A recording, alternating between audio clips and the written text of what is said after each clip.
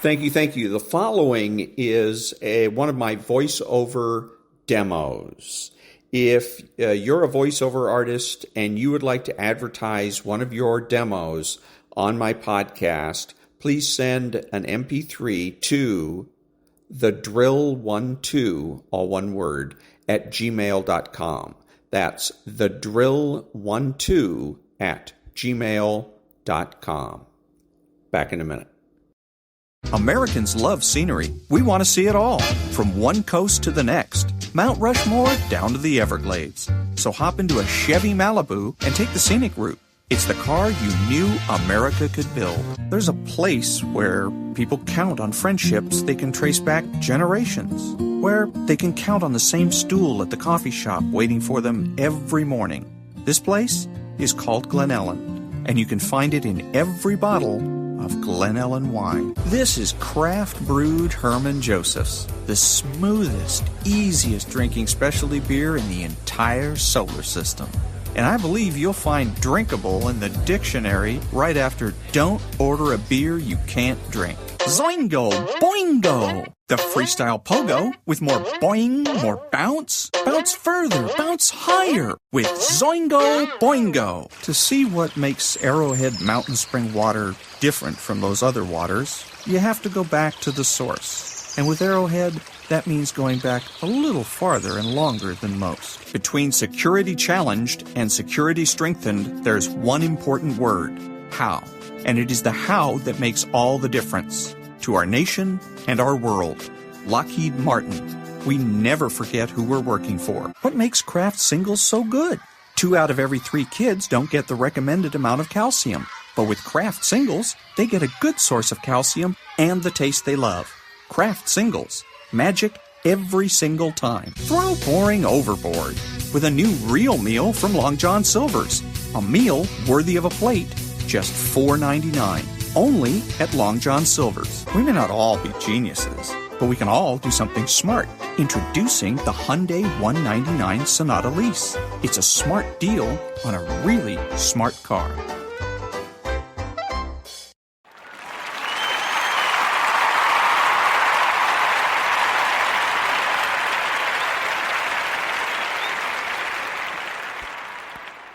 I just paid off my student loan.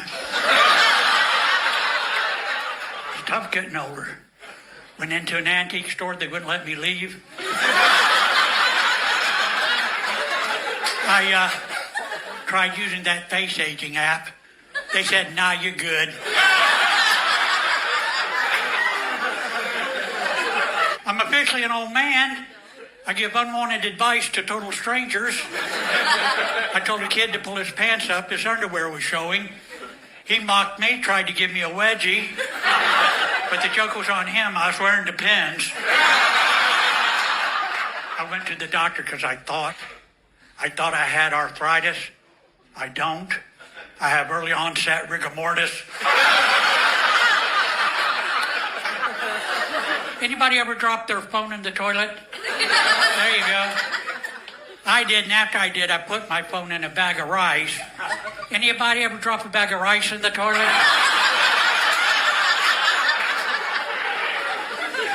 I joined a dating site for people my age called Carbon Dating.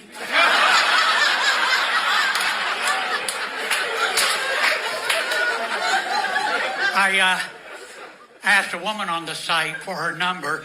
She told me it was 140/95. I flunked out of college twice. First time because I was a drunk. Second time I was sober, but it was hard.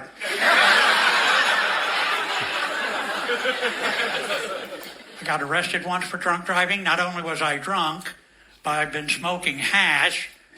When I took the breathalyzer test, I inhaled, tried to pass it to the cop.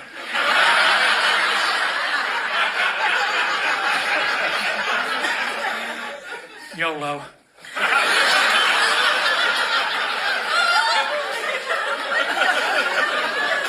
So I was arrested, pled guilty. For my community service, I left the community. Used to smoke cigarettes. I was a heavy smoker. I would even smoke when I went jogging, which is Stupid, of course. So I quit jogging. I love smoking cigarettes.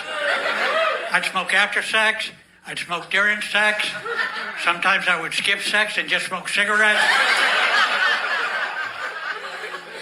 Before I got my hearing aids, my crowd work was terrible. I asked an audience member where he was from. He said, my mama. I heard Miami and said, I've been there.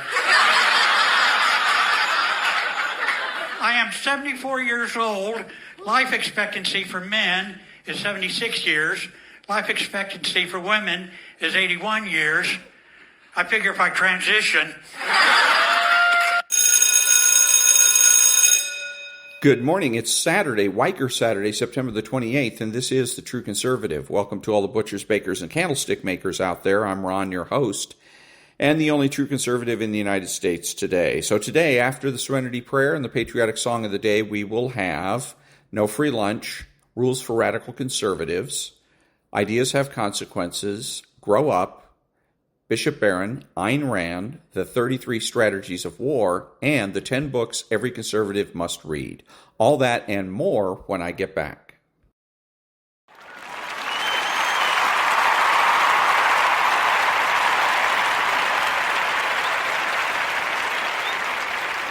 God, grant me the serenity to accept the things I should not change, the courage to change the things I should, and the wisdom to know the difference. Amen.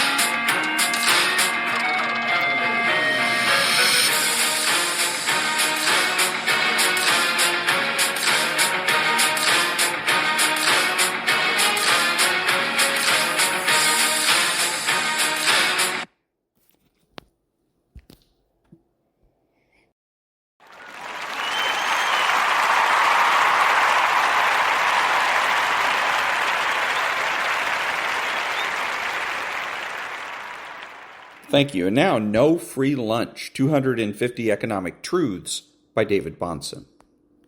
There is only one difference between a bad economist and a good one.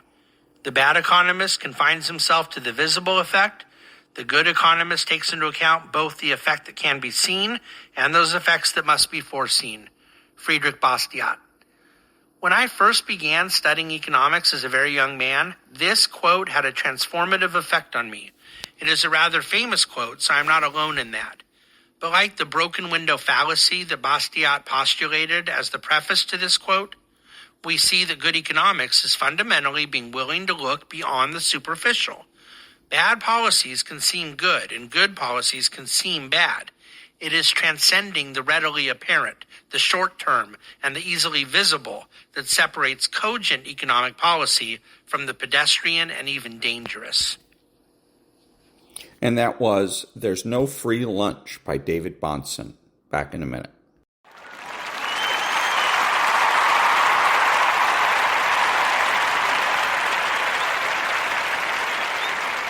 Thank you. And now, rules for radical conservatives. Third Amendment. Stuff about soldiers in your living room. They were totally against it. Fourth Amendment. The right of the people to be secure in their persons, houses, papers, and effects against unreasonable searches and seizures shall not be violated, and no warrant shall issue but upon probable cause, supported by oath or affirmation, and particularly describing the place to be searched and the persons or things to be seized. Fifth Amendment. We love this one. No person shall be held to answer for a capital or otherwise infamous crime unless on a presentment or indictment of a grand jury, except in cases arising in the land or naval forces or in the militia, when in actual service in time of war or public danger. Nor shall any person be subject for the same offense to be twice put in jeopardy of life or limb, nor shall be compelled in any criminal case to be a witness against himself, nor be deprived of life, liberty, or property without due process of law. Nor shall private property be taken for public use without just compensation. Sixth Amendment. Stuff about speedy trials and the right to cross-examine witnesses. Whatever. Seventh Amendment. Trial by jury if the beef is worth more than $20. Got no problem with it. Everybody's got $20, if only in returnable bottles and cans. Eighth Amendment. Excessive bail shall not be required, nor excessive fees imposed, nor cruel and unusual punishments inflicted. That last bit sure has been helpful to our side, since we've been able to roll it back from public hangings to mental distress. Ninth Amendment. The enumeration in the Constitution of certain rights shall not be construed to deny or disparage others retained by the people. And, wait for it, 10th Amendment. The powers not delegated to the United States by the Constitution, nor prohibited by it to the states, are reserved to the states respectively or to the people. There it is, hiding in plain sight all along. Every single one of our regulatory schemes, power grabs, aggrandizements, rules, regulations, orders, bureaucracies, departments, and civil service ranks are barnacles on the hull of the good ship United States of America that can be and should be challenged by the several states, as the founders might say. Unless the Constitution no longer means what its plain language says it does, and we've had top people working to convince you otherwise for decades and decades, the real power in America lies with the states, which can more or less tell the feds where to get off. You've all been witness to the greatest unconstitutional power grab in the history of the world, grabbed by the very federal government the Constitution was meant to bind and control. And you let it happen, bit by bit, increment by increment, each diminution of your sovereignty is ceded to, because after all, it was the right thing to do. Until today, Leviathan is the unchallenged king of beasts. Congratulations. So what are you going to do about it? Which brings us to corollary number 2.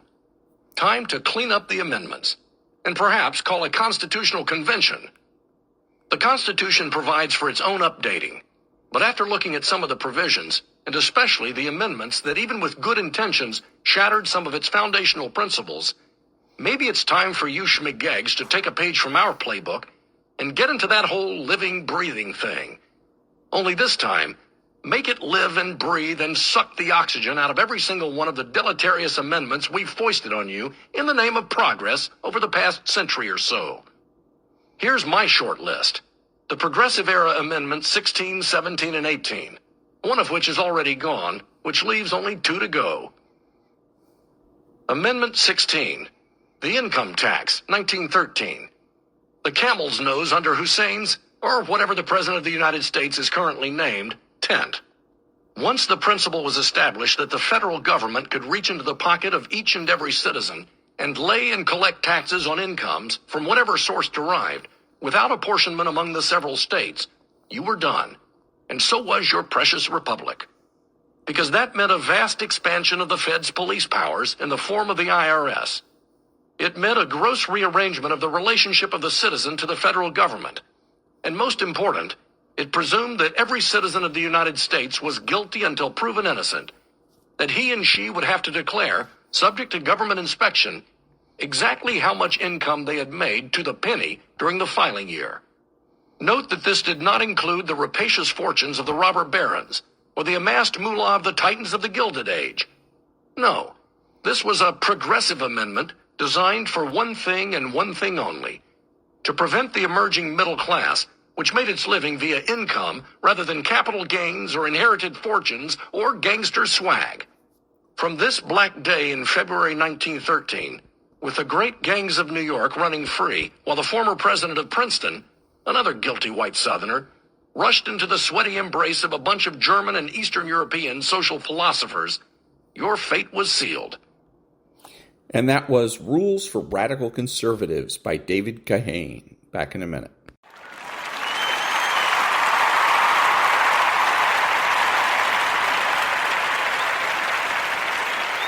Thank you. So I'm not going to do Grow Up. We finished with that. We had Lesson 20, Lesson 19, and that's basically the point. Those 2 chapters are basically the whole point of the book. So I'm going to have at this particular point the one near concluding chapter of 13 Forgotten Mind Control Secrets by Ronald Gill. Chapter 13, The Ethical Dilemma of Mind Control. The ethical dilemma surrounding mind control is profound. Ironically, I'm ending the book on this note, but you must navigate influence and autonomy carefully. As we delve into this topic, consider the moral difficulties that arise when the boundaries between persuasion and manipulation blur. First, we have to face the fundamental question of free will. Mind control, in its essence, implies a level of coercion that undermines an individual's ability to make autonomous decisions. In a society that values personal freedom and autonomy, exerting control over another's mind naturally raises ethical concerns. One aspect of the ethical dilemma centers around the concept of informed consent. If an individual is subjected to mind control techniques without their explicit knowledge or consent, the very foundation of ethical behavior is shaken. Informed decision-making relies on access to accurate information and the freedom to weigh options without external interference. Mind control disrupts this delicate balance, creating a scenario where choices are manipulated rather than freely made. Moreover, the ethical debate extends to the potential misuse of mind control for nefarious purposes. When used negatively, mind control tactics can be employed to exploit vulnerabilities, coerce compliance, and even subjugate individuals against their will. The ethical dilemma deepens as we confront whether we hold the moral authority to control another person's mind, and for what purposes.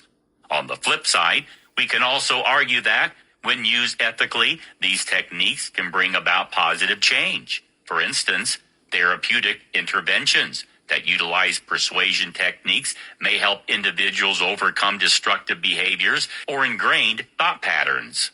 The ethical challenge lies in choosing whether your interventions aim to facilitate well-being or manipulate people for personal gain. As you master the 13 forgotten mind control secrets shared in this book and grapple with the ethical implications of using them, You must establish clear ethical guidelines and boundaries. These guidelines should emphasize respect for individual autonomy, the importance of informed consent, and the limitation of coercive tactics that infringe upon personal freedom, striking a balance between the potential benefits and ethical risk of mind control requires you to commit to upholding principles that safeguard the well-being and autonomy of others. In navigating mind control tactics, please scrutinize the intentions behind your use. That way, you can tread carefully and acknowledge the potential for positive and detrimental outcomes. Protecting yourself from mind control. Protecting oneself from mind control tactics requires a vigilant and informed approach to safeguard your autonomy and decision-making. Adopting strategies to shield yourself from potential manipulations becomes paramount in a world where influence is persuasive. Firstly, cultivate self-awareness. Understanding your values, beliefs, and triggers empowers you to recognize when external influences attempt to sway your thoughts.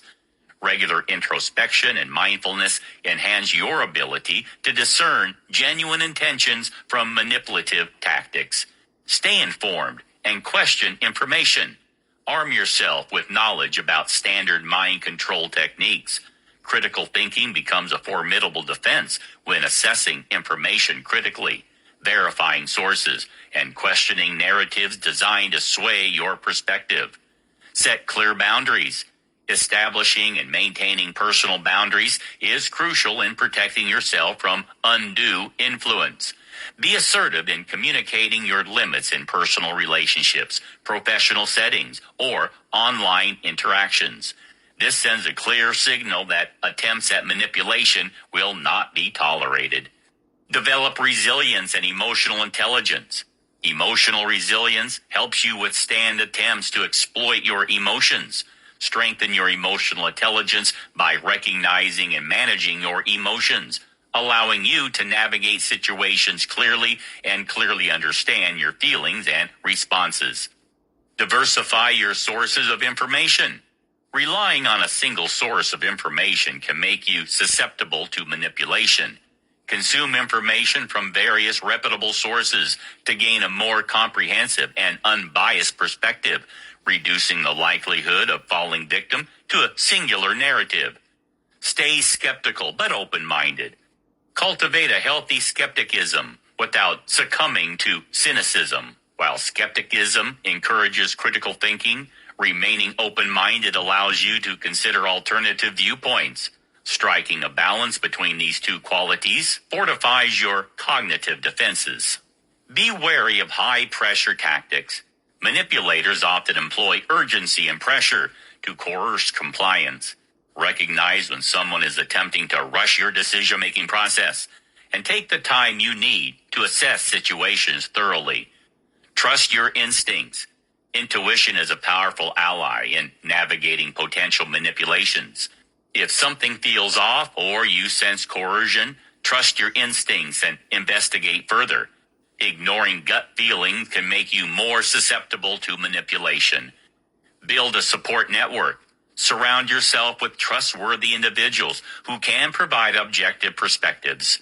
Discussing concerns with others can offer valuable insights and different viewpoints, helping you make more informed decisions. Lastly, continuously educate yourself on mind control tactics as they evolve. Stay informed about emerging techniques and refine your defenses accordingly. And that was Chapter 13, Forgotten Mind Control Secrets. He could basically sum all that up by saying, trust your conscience. Listen to your conscience. But that was 13 Forgotten Mind Control Secrets by Ronald Gill. Back in a minute.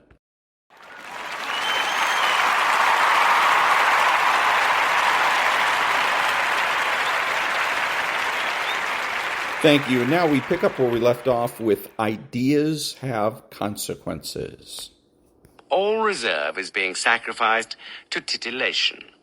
The extremes of passion and suffering are served up to enliven the breakfast table, or to lighten the boredom of an evening at home.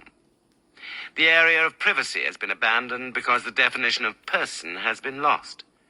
There is no longer a standard by which to judge what belongs to the individual man. Behind the offense lies the repudiation of sentiment in favor of immediacy. There are arguments founded upon insidious plausibility which seem to vindicate this publicizing. It is contended that such material is the raw stuff of life, and that it is the duty of organs of public information to leave no one deceived about the real nature of the world. The assertion that this is the real world begs the most important question of all. The raw stuff of life is precisely what the civilized man desires to have refined or presented in a humane framework, for which sentiment alone can afford the support. The sensations purveyed by the press are admittedly for the demos, which is careless of understanding but avid of thrills. We shall have occasion to observe in many connections that one of the great conspiracies against philosophy and civilization, a conspiracy immensely aided by technology, is just this substitution of sensation for reflection. The machine cannot be a respecter of sentiment, and it was no accident that the great parade of obscenity followed hard upon the technification of our world. It is inevitable that the decay of sentiment should be accompanied by a deterioration of human relationships, both those of the family and those of friendly association, because the passion for immediacy concentrates upon the presently advantageous. After all, there is nothing but sentiment to bind us to the very old or to the very young. Burke saw this point when he said that those who have no concern for their ancestors will, by simple application of the same rule, have none for their descendants. The decision of modern man to live in the here and now is reflected in the neglect of aging parents, whom proper sentiment once kept in positions of honor and authority. There was a time when the elder generation was cherished because it represented the past. Now it is avoided and thrust out of sight for the same reason. Children are liabilities. As man becomes more immersed in time and material gratifications, belief in the continuum of race fades, and not all the tinkering of sociologists can put homes together again. It is sometimes said when this point is brought up that urban living renders relationships of the older kind impossible. There can be little doubt of the truth of the proposition, but the very fact that it is put forward as apologia is an evidence of perversity. For motive is the decisive thing, and had our view of the world remained just, congested urban living, harmful in many other ways too, would not have become the pattern. The objectification in sticks and stones of our conception of living can hardly be pleaded as cause of that conception. When people set the highest value on relationships to one another, it does not take them long to find material accommodations for these. One is dealing here, as at every other point, with our estimate of the good life. In megalopolis, the sentiment of friendship wastes away. Friends become, in the vulgarism of modern speech, pals, who may be defined as persons whom your work compels you to associate with, or, on a still more debased level, persons who will allow you to use them to your advantage.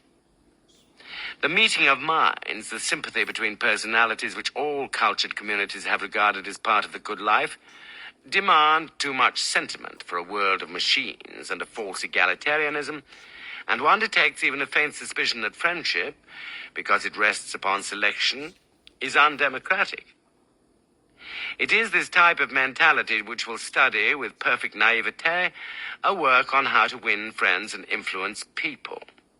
To one brought up in a society spiritually fused, what I shall call the metaphysical community, the idea of a campaign to win friends must be incomprehensible. Friends are attracted by one's personality, if it is of the right sort, and any conscious attempt is inseparable from guile. And the art of manipulating personalities obviously presumes a disrespect for personality. Only in a splintered community where the spirit is starved to the point of atrophy could such an imposture flourish. When the primordial sentiments of a people weaken, there invariably follows a decline of belief in the hero. To see the significance of this, we must realize that the hero can never be a relativist. Consider for a moment the traditional soldier. Not one of the automatons that comprise modern armies, as hero. It may at first seem paradoxical to say that he is of all members of the laity farthest removed from pragmatism. Yet his is an absolute calling. Give him prudential motives, and he at once turns into a Falstaff. His service is to causes which are formulated as ideals, and these he is taught to hold above both property and life, as ceremonies of military consecration make plain. And that was the next part of Ideas Have Consequences by Richard Weaver. Back in a minute.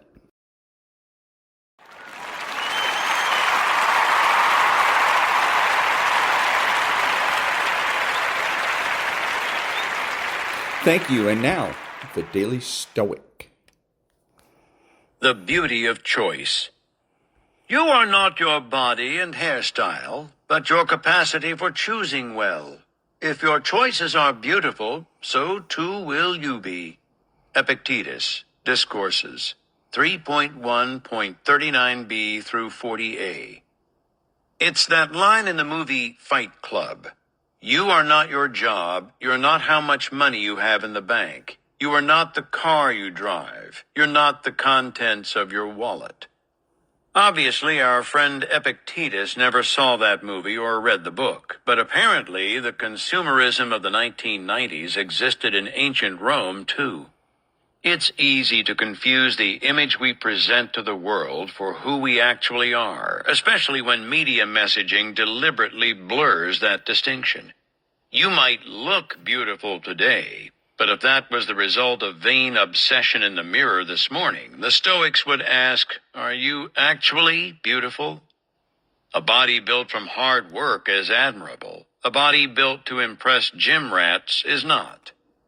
That's what the Stoics urge us to consider. Not how things appear, but what effort, activity, and choices they are a result of. And that was the Daily Stoic by Ryan Holiday. Back in a minute.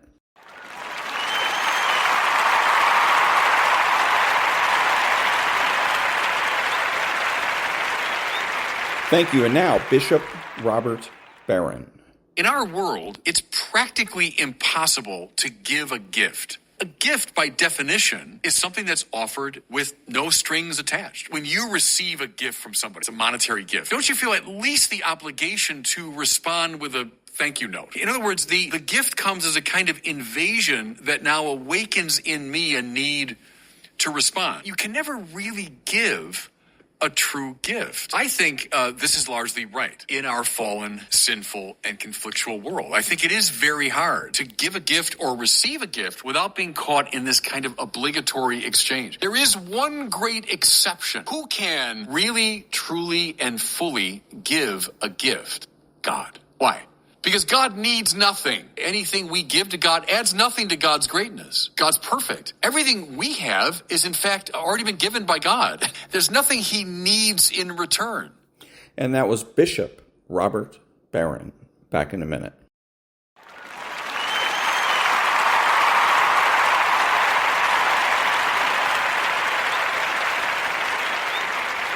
Thank you. And now, the Ayn Rand Quote of the Day.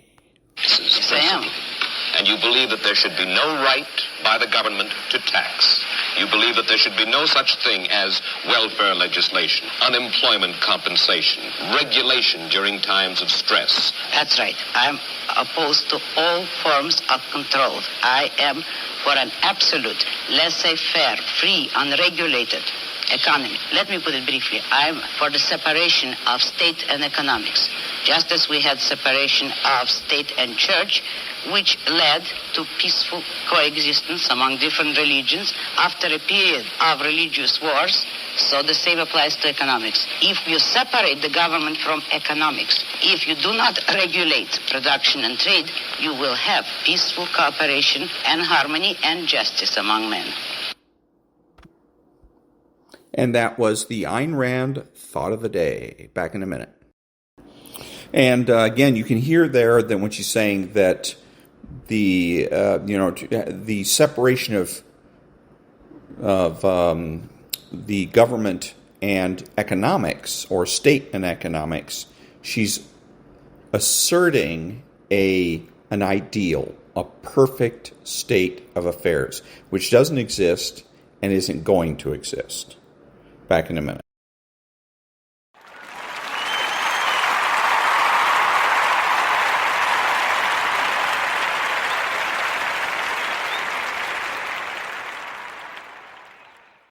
Thank you. And now, the 33 strategies of war. This power could not come by merely making individuals feel afraid. It depended on the effect the killings would have on the entire social group. The weakest officials in the hierarchy were the ones who would succumb to paranoia and voice doubts and rumors that would spread and infect those who were less weak. The result was a ripple effect. Wild swings of emotion, from anger to surrender, up and down the line. A group caught by this kind of panic cannot find its balance and can fall with the slightest push. Even the strongest and most determined will be infected in the end, as Sultan Sanjar was. His attempts at security and the harsh life to which he subjected himself as protection reveal that he was under the influence of this panic. One simple dagger in the ground was enough to push him over the edge. And that was the 33 strategies of war. Back in a minute.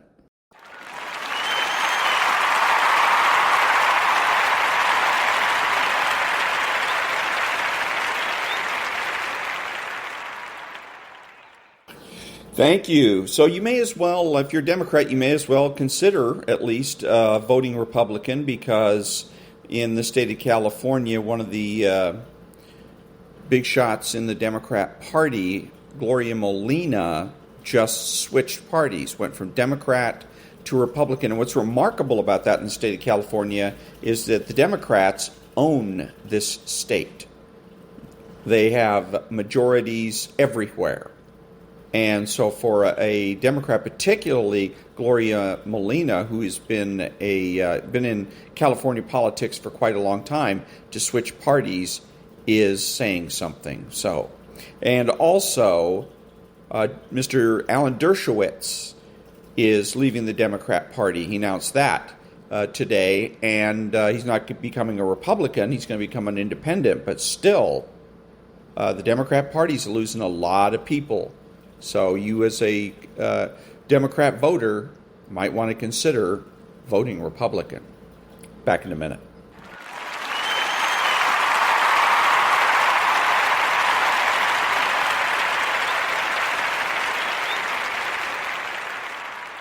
Thank you. Facts are fine, but propaganda is power. Nobody cares about the facts. Yet, Republicans are bound and determined to pound a square peg into a round hole and force people to accept the facts. Propaganda is power because all democracies are fundamentally about popularity, and popularity has nothing to do with facts. And that's whether you're dealing with people or ideas. Republicans need to save the facts for courtrooms and embrace propaganda in order to win. Back in a minute.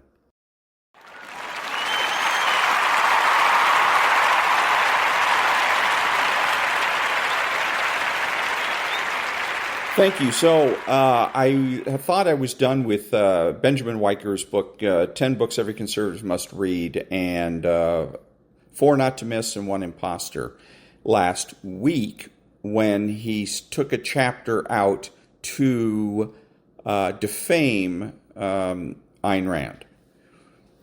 So apparently what he did was, because he was supposed to review Atlas Shrugged, and then this chapter comes along where all he does is just, like I said, slander and defame Ayn Rand. And so I thought that was going to be a substitute for his review. Well, it turns out I was wrong. The next chapter, the one I'm about to play, is the chapter that reviews Ayn Rand, Atlas Shrugged. But it's a 46-minute long chapter, but only half of it is dedicated to Atlas Shrugged. The rest of it is, again, goes back and whines and complains about Ayn Rand herself and goes back to defamation and slander and libel and all that kind of stuff. So what I'm going to do is I'm going to play half of this chapter, so it'll be approximately 23 minutes of his, Benjamin-Wiker's review of Atlas Shrugged. The basic plot. The world of Atlas Shrugged is divided between the heroic producers, the industrial geniuses who through their talent create the technology and services that lift human life above mere animal existence, and the parasitic non-producers who live off the intellectual, productive capital of the producers, even while they show them the greatest contempt as materialistic dollar chasers and try to control them through arbitrary government power. In Randian shorthand, it's the capitalists versus the collectivists, the producers versus the moochers. John Galt, the first person to realize the injustice of the situation, vows to stop the world's motor by withdrawing all the real producers from society and letting it cave in under the incompetence of the parasitic non-producers.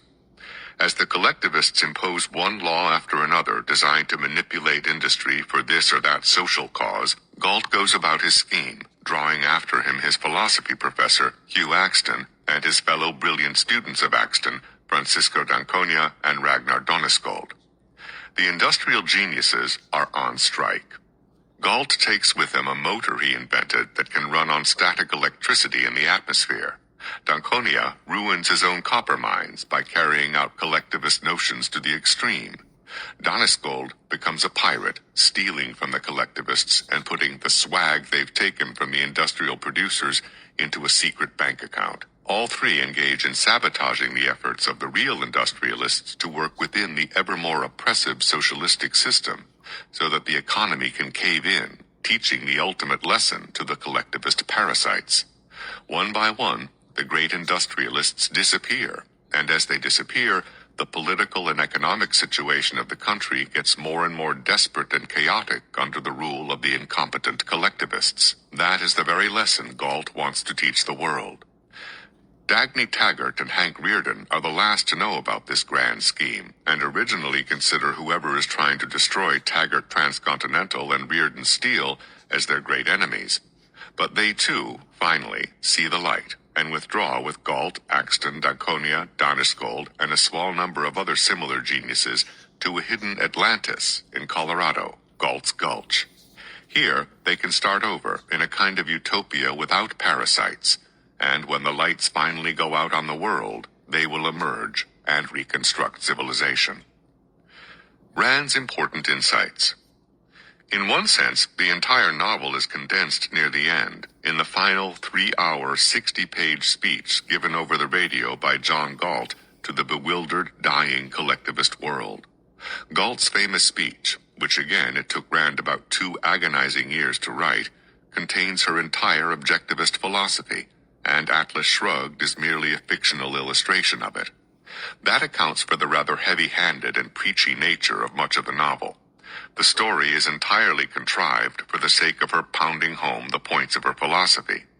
That having been said, I will refer both to the novel and the speech in bringing out Rand's important and enduring insights both attractive and useful to conservatives. 1. Human beings are rational by nature, and truth is objective. Ayn Rand was passionately and rightly antagonistic to the reigning intellectual subjectivism of her day, hence the name of her philosophy, objectivism. In many ways, her objectivism harkens back to Aristotle, and though she would be loath to admit it, it also relies on the natural law tradition best exemplified by St. Thomas Aquinas, who defined human beings as essentially rational animals. In Galt's words, man's mind is his basic tool of survival. Life is given to him, survival is not. His body is given to him, its sustenance is not. His mind is given to him, its content is not. To remain alive, he must act, and before he can act, he must know the nature and purpose of his action. He cannot obtain his food without a knowledge of food and of the way to obtain it. He cannot dig a ditch or build a cyclotron without a knowledge of his aim and of the means to achieve it. To remain alive, he must think. Rand overturns subjectivism in a way parallel to Aristotle's overturning of sophism. Aristotle showed that the sophists' moral relativism was false by pointing to the undeniable natural beginnings of society from which morality arises. Rand attacked modern intellectual skepticism by pointing out the necessity of reason to man's survival. Truth is the recognition of reality, declares Galt. Reason, man's only means of knowledge, is his only standard of truth. Her argument goes something like this. Human beings do not act by instinct. Long before there were ever university philosophy departments and skeptical professors, human beings had to provide food, clothing, and shelter. In doing so, they were forced to find out how nature actually works, how different kinds of wood can be used for building or for burning to keep warm, how different kinds of food can be grown and harvested, how to hunt and fish, how to cure meat, how to cut and build with stone, how to smelt iron, and so on. This practical, productive know-how naturally embeds us in the real order of nature. We are not skeptical by nature. In fact, skepticism would destroy our ability to survive. In order to survive, we must gather real, very concrete knowledge of each distinct thing we use. It is by working with things, making things, growing things, that we discover the intricate layers of objective reality. The advance of human technology that raises us up ever higher above the animal level of mere survival is only possible because the knowledge upon which it builds is solid.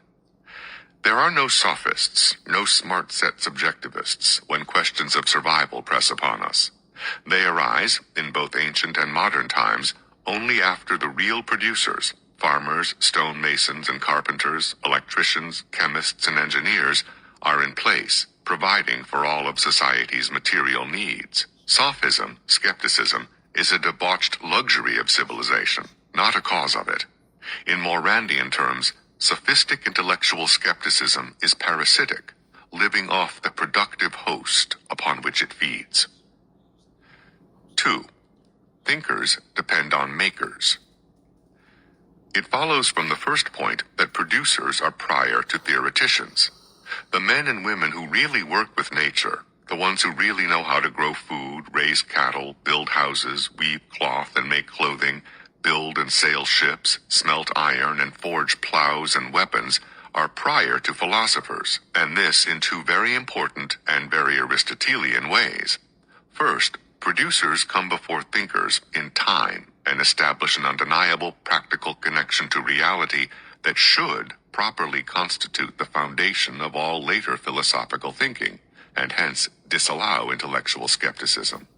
Second, thinkers depend upon producers all the time to provide them all the necessities of civilized life so they can devote themselves to the life of the mind. Rand's picture of intellectual and moral degradation is a comfortably ensconced university professor, like the despicable Dr. Pritchett in Atlas Shrugged, spouting off nostrums of subjectivity and nihilism, and treating with contempt the industrialists who provided the money for his salary and all the materials that built his home, office, and classroom. Her portrait of Pritchett at Hank and Lillian Reardon's party is priceless satire. Dr. Pritchett picked a canapé off a crystal dish, held it speared between two straight fingers, and deposited it whole into his mouth. "Man's metaphysical pretensions," he said, "are preposterous. A miserable bit of protoplasm, full of ugly little concepts and mean little emotions, and it imagines itself important. Really, that is the root of all the troubles in the world." For the intellectually trendy Pritchett, the universe has no intrinsically knowable order, and consequently, life is a meaningless charade with no intellectual or moral standards. The purpose of philosophy, he tells his goggle-eyed admirers at the party, is not to help men find the meaning of life, but to prove to them that there isn't any. Reason is the most naive of all superstitions. Those who think that human reason can actually know things suffer from the popular delusion of believing that things can be understood, They do not grasp the fact that the universe is a solid contradiction. The duty of thinkers is not to explain, but to demonstrate that nothing can be explained. The purpose of philosophy is not to seek knowledge, but to prove that knowledge is impossible to man. At that same party, Rand offers a menagerie of similar intellectual parasites who, together, well represent the kind of thinking associated with the left-leaning intelligentsia, both then and now. To take two more examples, there is Balf Eubank, the author, whose most recent novel is The Heart is a Milkman. He declares that all literature of the past was a shallow fraud, a mere mask hiding the beliefs and social agenda of the money tycoons whom it served. Morality, free will, achievement, happy endings, and man as some sort of heroic being, all that stuff is laughable to us. For Balf, the real essence of life is defeat and suffering. Then there is Bertram Scudder, a newspaper columnist and Marxist muckraker whose sole passion is to needle the captains of industry like Hank Rearden.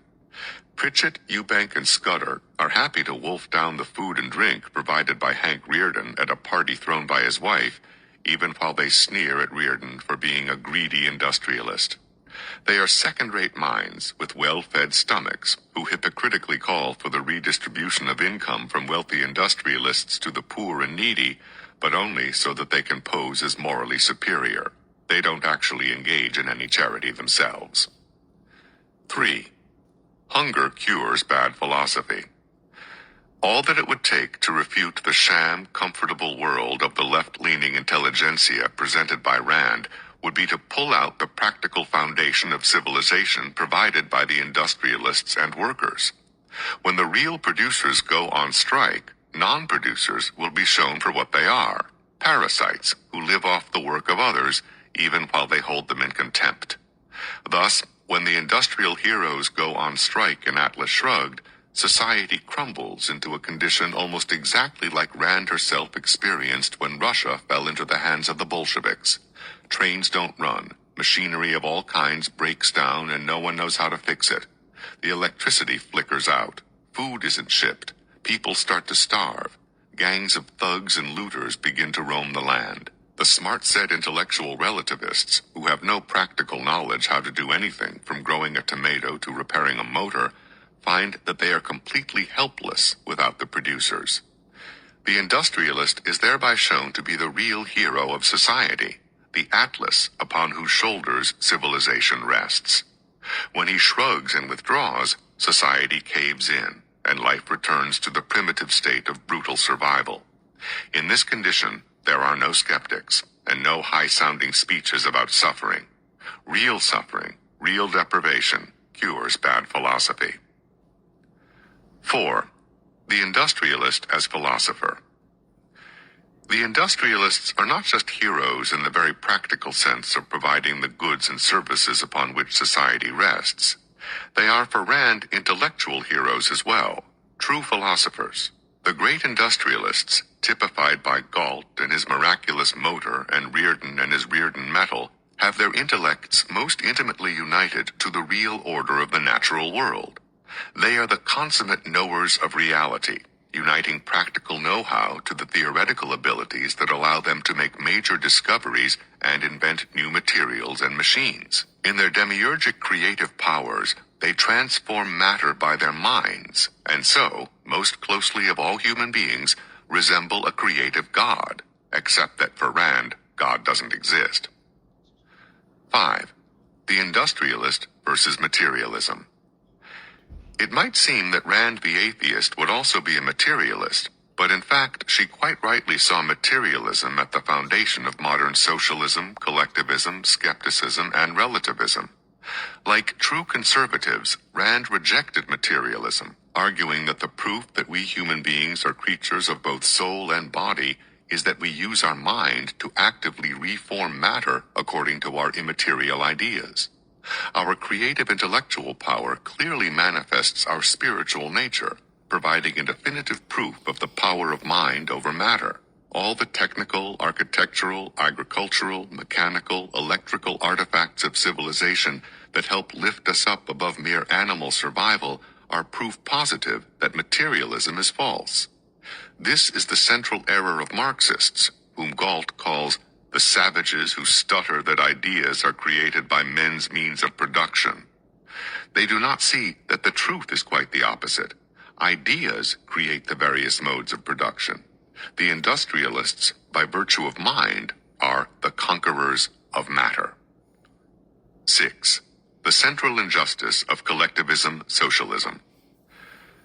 For Rand, the fundamental moral evil of all collectivist schemes is that the state steals from those who produce and gives handouts to those who don't. In assuming this power, the state also takes to regulating or managing the industrialists. The state's crude and destructive interference with the creativity and success of the producers means the industrialists have less and less reason to be the atlas for society as the collectivist government gains more and more control. Ayn's father learned this firsthand in his apothecary. Why bother investing all one's time, intelligence, and energy in building up a business only to have it seized by the state and incompetently run into the ground in short order? Or, to put it more in the American setting, why spend years inventing something if the state will seize the rights to it, as in Atlas Shrugged the state does with Reardon Metal, or tax away the legitimate profits of the inventor? 7. A case against moral relativism. Rand rejected moral relativism for the same reason she rejected intellectual relativism. Human life demands certain moral foundations and actions. To act truly in accordance with intellectual and moral relativism is death. The conditions of life demand that we work to provide for ourselves, and it is through reason that we harness nature. Work, to be productive, demands certain kinds of virtues: intelligence, patience, courage, attention to reality. Capitalism is, for Rand, merely an extension of these original virtues into the marketplace. Buying and selling the goods produced entails justice and affirms the virtues of the producer as evidenced in his product. As Francisco states in his famous speech against those who consider money the root of all evil, money is made before it can be looted or mooched, made by the effort of every honest man, each to the extent of his ability. Money represents an agreement not to take goods by force or fraud, but through mutual agreement. So for Rand, money represents fundamental moral truths, truths embedded in reality. Those who are satisfied with half-truths and lies about reality will remain dysfunctional savages, and societies that unjustly take from producers and provide handouts to parasites will soon decay. The problems with Ayn Rand. There is no doubt that Ayn Rand was a leading intellectual voice against the vacuities of Western progressive intellectuals with roseate views of communism and a quasi-religious devotion to socialism. She championed reason against the skeptics, and a meaningful, purposeful, and moral existence against the nihilists and relativists. She was in large part the enemy of conservatism's enemies. Having given Rand her due, we must be clear-headed about the problems with Rand. Too often, conservatives make the mistake of thinking that the enemy of my enemy is my friend. This is a dangerous principle. Sometimes the enemy of our enemy is also our enemy. Stalin, for instance, was our ally in the war against Hitler, but he was certainly not our friend. For this reason, we need to be very clear about where Rand went wrong, and this will include some important illumination from her private life. 1. Where rationality leads. In Galt's Gulch, Dagny Taggart views the extraordinary power station designed and built by Galt himself using his miraculous motor. She thought of this structure, half the size of a boxcar, replacing the power plants of the country, the enormous conglomerations of steel, fuel, and effort.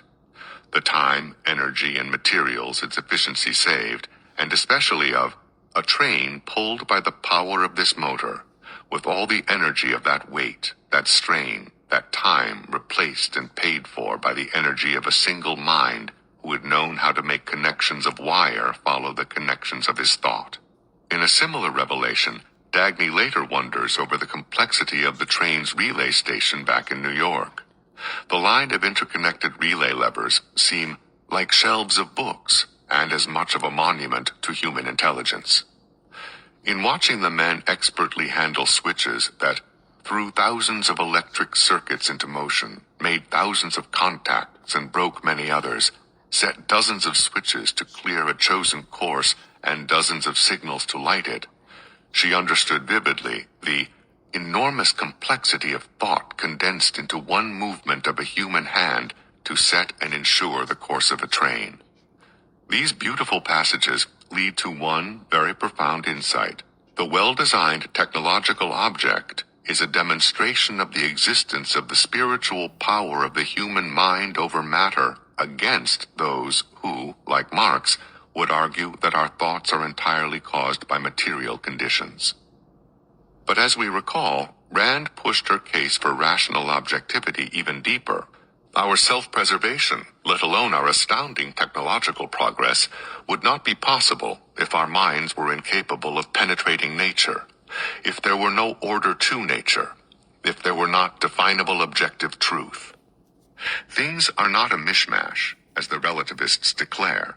Iron is iron, having its own distinct, intelligible, and determinate properties, and iron is not silver or aluminum. Oak is oak, and not maple or mahogany. Apples are apples, and not potatoes. A is A, not B. This, Galt proclaims, is the formula defining the concept of existence and the rule of all knowledge. And here's the problem for Rand. She rightly rejected the notion of people resting their arguments on a causeless cause, a mere assertion. But she treats ordered and intelligible nature as a given, a causeless cause. Why is nature both well-ordered and deeply intelligible? Galt's miraculous motor is clumsy and inefficient when compared to the inner workings of the smallest, simplest living cell. If Rand allows human technological wonders to be tangible proofs of the human mind as cause, then the things of nature should likewise demonstrate the existence of a mind that made them. She was blind to this possibility. She decided when very young that God could not exist and refused to revisit that premise. Her mind was closed by her self-determined dogma against following out the logical conclusions of her legitimate insights. 2. Selfishness is not the cure for collectivism or moral relativism.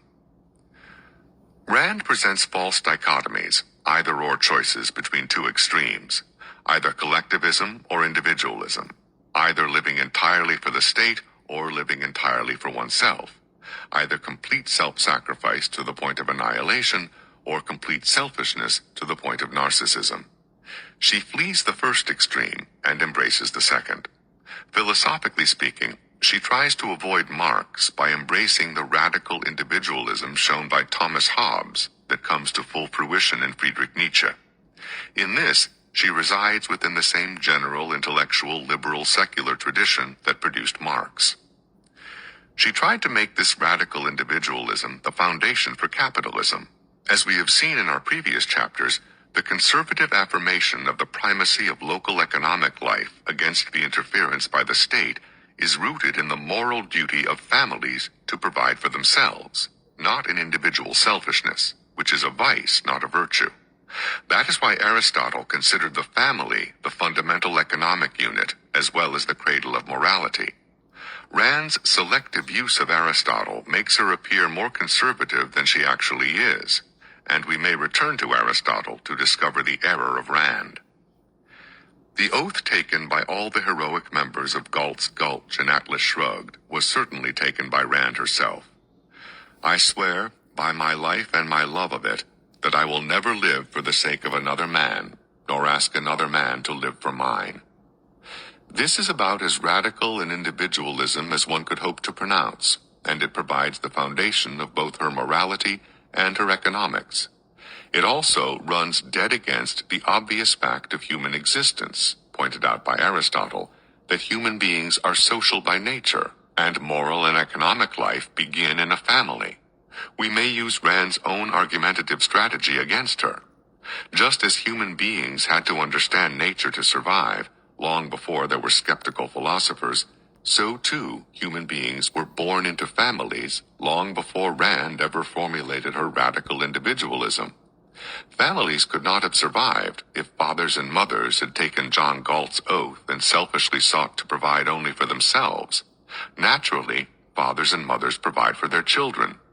Furthermore, as we have seen with Aristotle, the natural moral contours of the family provide the actual origins of morality. The love of husband and wife, of father and mother, that brings them to work for the good of each other and their children.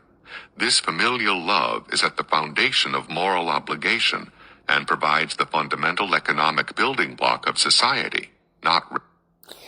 And we'll stop it right there. So he's, because the rest of it, again, is just going on with Rand's, a rant about Ayn Rand's personal life. And I get the impression from Mr. Wiker that that's the way he was introduced to Ayn Rand, is that he read these so-called biographies, and that's how he made up his mind about her work, instead of reading it first and reading the biographies last. The fundamental problem with Ayn Rand's work, objectivism, is that when she created objectivism, and I've said this before, she ceased to be objective. What she meant to do and should have done was to promote not objectivism, but objectivity.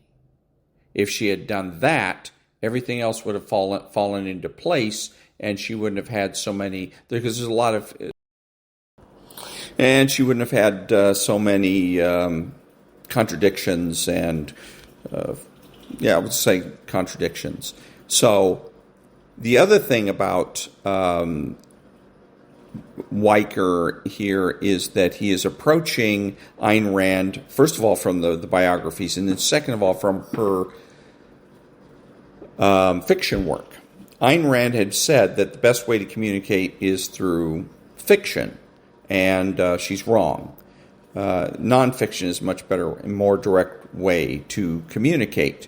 And that is the place where you should start. If you really want to get an understand of what Ayn Rand was about, what she was all about, start with her nonfiction works. She had Philosophy, Who Needs It, Capitalism, The Unknown Ideal, The Romantic Manifesto, For the New Intellectual, The Virtue of Selfishness, and a few others. Read those first, and most of them are basically collections of articles that she wrote for various publications.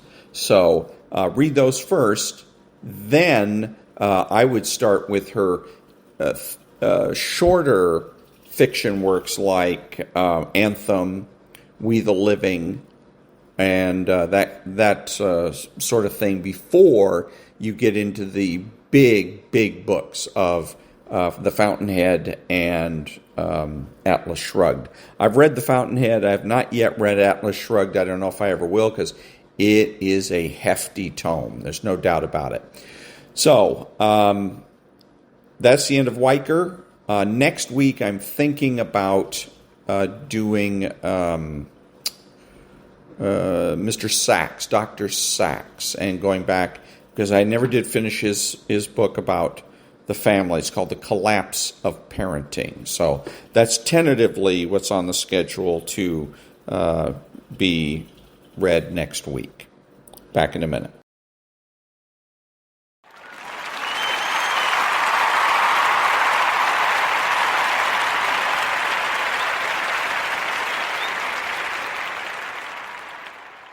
Thank you. This is Ron, your host, the only true conservative in the United States today, bidding adios to all the butchers, bakers, and candlestick makers out there, and reminding you to trust yourself and trust your conscience.